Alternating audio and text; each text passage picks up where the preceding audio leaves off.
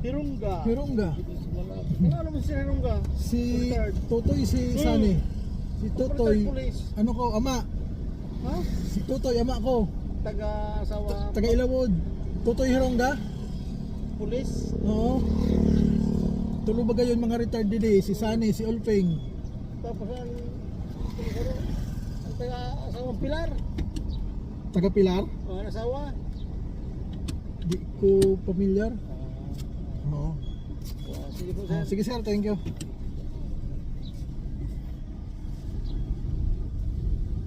Ganun sir.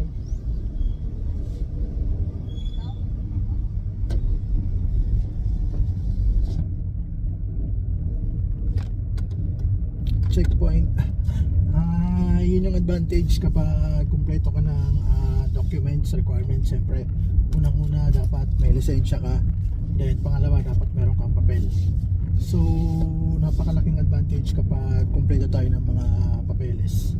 So, kaya kung meron kang sasakyan, motor, or tricycle, or kahit ano, dapat bago ka kumuha ng mga yan, so priority mo muna yung mga requirements. Example, driver license, updated palagi yung ORCR. So, yun lang.